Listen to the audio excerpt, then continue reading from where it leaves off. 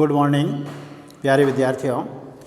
कल हमने प्रसाद के नाटकों के बारे में चर्चा की थी। आज हम पढ़ेंगे प्रसादोत्तर नाटक।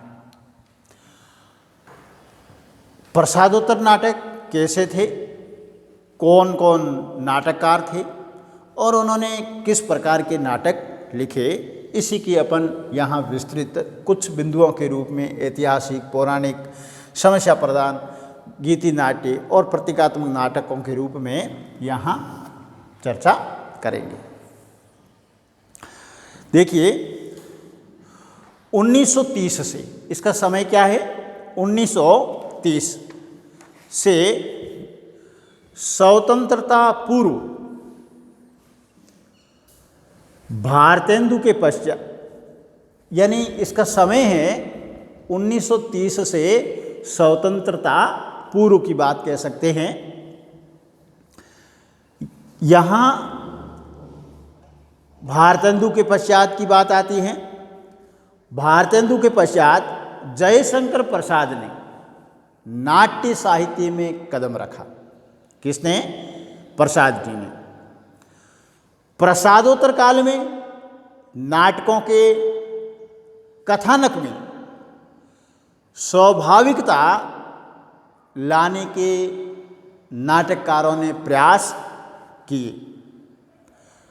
अब इस प्रयास में उन्होंने कथा वस्तु को सुसंगठित किया और सुसंबद्ध रूप प्रदान किया। चरित्र चित्रण में मनोवैज्ञानिकता, यथार्थता, प्राचीन तत्वों की बौद्धिक व्याख्या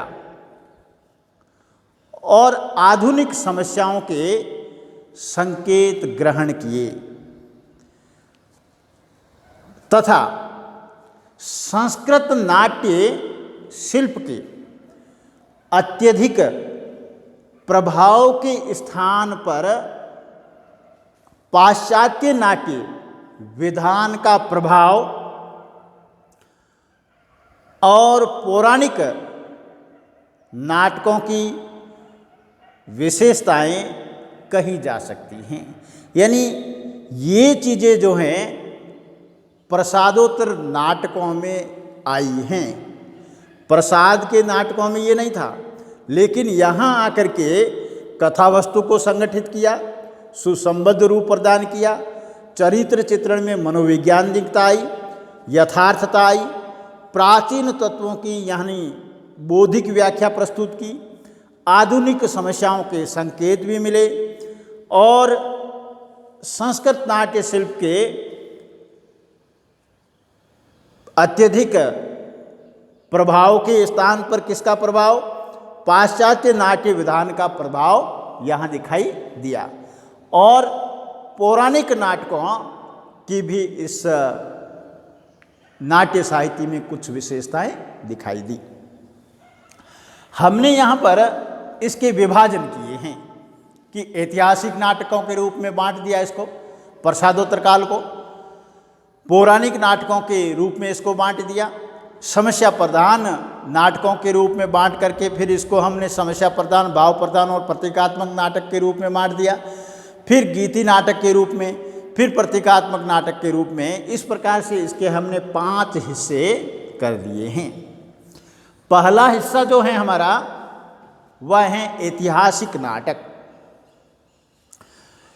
यानी प्रसादोत्तर युग में ऐतिहासिक घटनाओं की परंपरा का पर्याप्त विकास हुआ। यानी इस नाटकों में ऐतिहासिक घटनाओं और परंपराओं का विकास हुआ। इस क्षेत्र में हरिकृष्ण प्रेमी के ऐतिहासिक नाटकों में सबसे पहले नाम आता है रक्षाबंधन। फिर उसका दूसरा नाटक शिवा साधना। हरिकृष्ण प्रेमी जी ने अपने नाटकों में अति प्राचीन या फिर सुदूर पूर्व के इतिहासों को न लेकर के प्रायः किस विषय को चुना? मुस्लिम कालीन भारतीय इतिहास को लिया है और इसके संदर्भ में आधुनिक युग की अनेक राजनीतिक, सांप्रदायिक एवं राष्ट्रीय समस्याओं का समाधान प्रस्तुत करने का सफल प्रयास हरिकृष्ण प्रेमी ने किया है। फिर इसके दूसरे ऐतिहासिक नाटककार आते हैं वृंदावन लाल वर्मा। ये इतिहास के विशेषज्ञ थे। मूलतः ये किसके? इतिहासकार थे। इतिहास के विशेषज्ञ होने के कारण इनके ऐतिहासिक नाटकों में प्रसिद्ध रहा है झांसी की रानी, पूर्व की ओर, बीरबल आदि इनके नाटक जो हैं बड़े ऐतिहासिक और उल्लेखनीय हैं। तीसरे नाटककार इसमें आते हैं गोविंद वल्लभ पंत। इन्होंने अनेक सामाजिक एवं ऐतिहासिक नाटकों की रचना की और उन नाटकों में राजमुकुट, अंतःपुर का छिद्र आदि ऐतिहासिक नाटक हैं।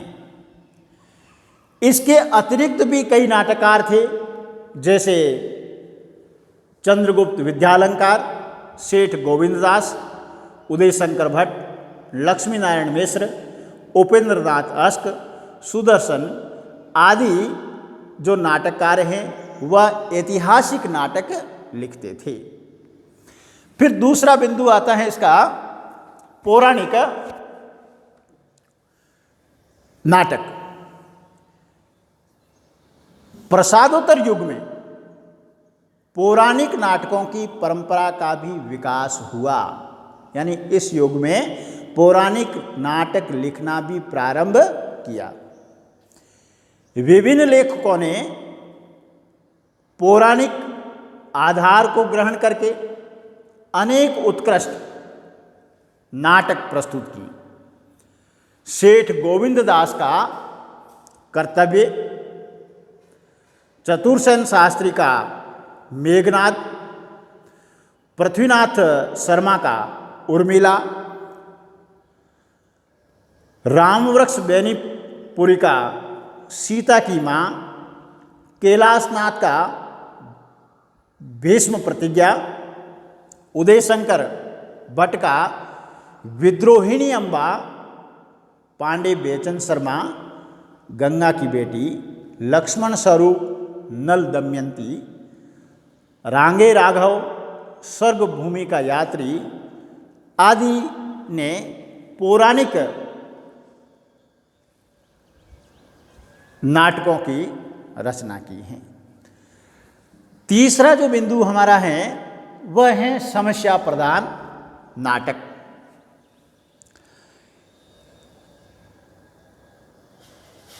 यानी समस्या प्रधान नाटकों के अंतर्गत कल्पना मिश्रित नाटकों को 3 भागों में विभक्त किया है। पहली है समस्या प्रधान, भाव प्रधान और प्रतीकात्मक।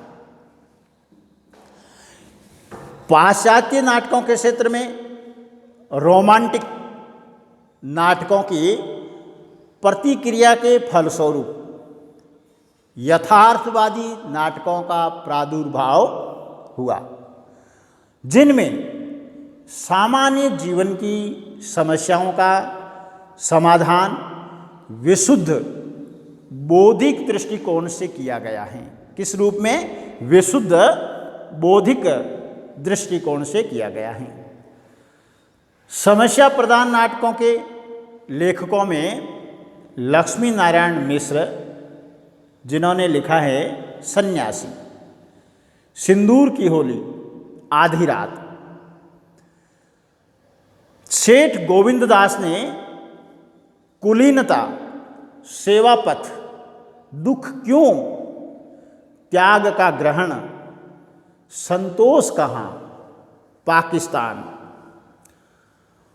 उपेंद्रनाथ अश्क ने स्वर्ग की झलक, केद, उड़ान, छठा बेटा, अलग अलग रास्ते।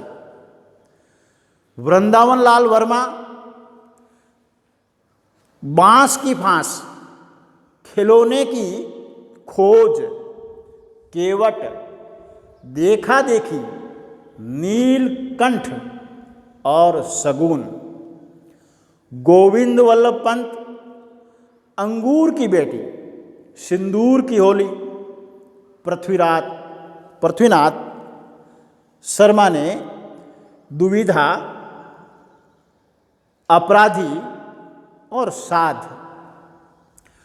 उदय शंकर भट्ट ने कमला और मुक्तिपथ। हरिकृष्ण प्रेमी चतुरसेन शास्त्री का नाटक है पगध्वनि।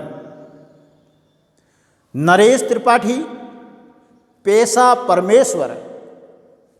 अभय कुमार आदि इस काल के प्रमुख समस्या प्रधान नाटक लिखने वाले थे। इन लेखकों में अधिकांश मूलतः नाटककार न होकर या तो कवि हैं या फिर उपन्यासकार हैं। फिर भी इन्होंने अपने युग, समाज और राष्ट्र की विविध परिस्थितियों एवं समस्याओं का अंकन इनमें कुशलतापूर्वक किया है। विषय, प्रतिपादन एवं नाट्य शिल्प की दृष्टि से अधिकांश रचनाएं सफल और बड़ी रोचक हैं। फिर देखिए, अगली हमारी विशेषता है गीति नाटक। गीति नाटक कल्पना मिश्र या कल्पना मिश्रित नाटकों का दूसरा वर्ग भाव प्रधान नाटकों का है, जिन्हें हम शैली की दृष्टि से सामान्यतः गीति नाटक नाम दे सकते हैं। आधुनिक युग में रचित हिंदी का पहला गीति नाटक जयशंकर प्रसाद द्वारा रचित है और उसका नाम है करुणालय। किंतु परवर्ती युग में अनेक गीति नाटक लिखे गए, जैसे मैथिली शरण गुप्त ने अनंत लिखा, हरिकृष्ण प्रेमी ने विहान लिखा, उदय शंकर के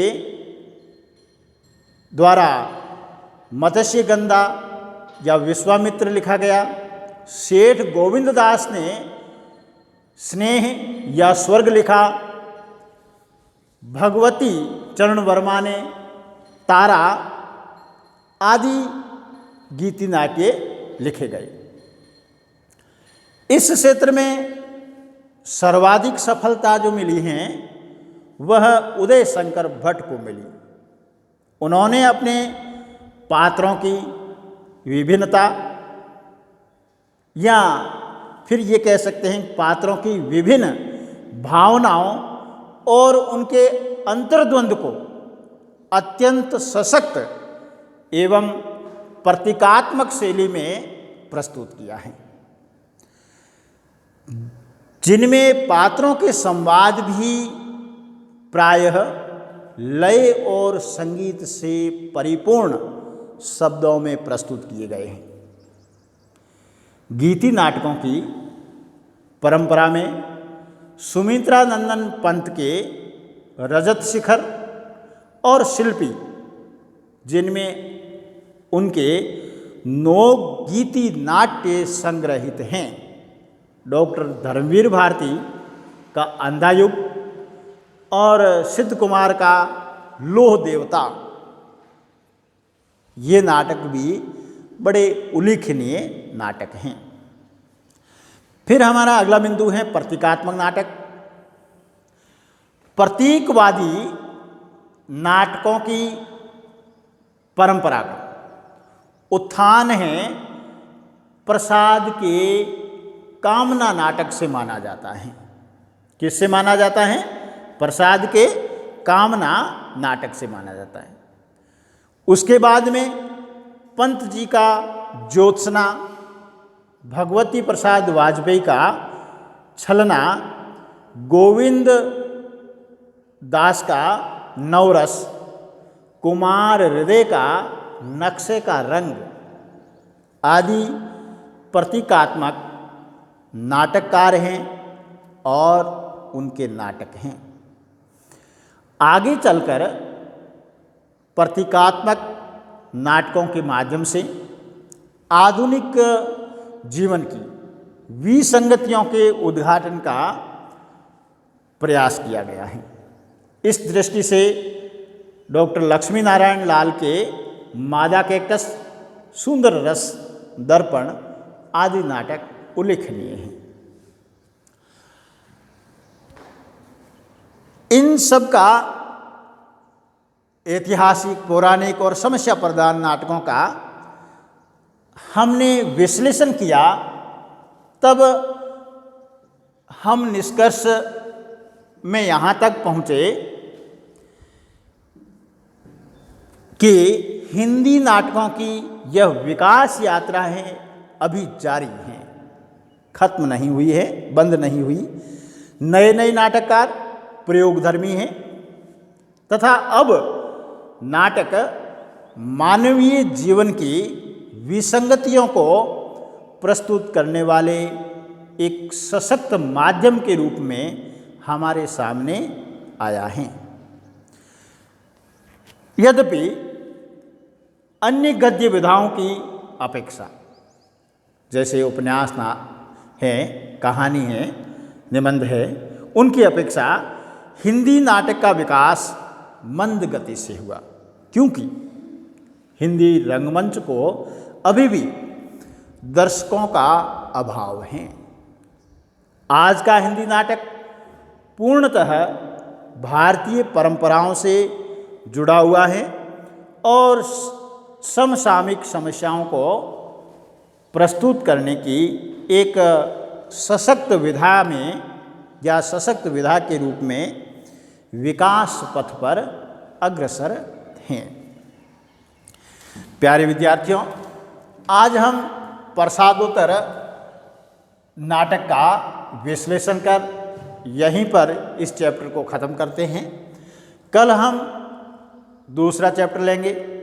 आपको हमारा यह वीडियो या यूट्यूब चैनल कैसा लगता है? आप इस चैनल को सब्सक्राइब कीजिए, लाइक कीजिए, कमेंट कीजिए और शेयर कीजिए। धन्यवाद।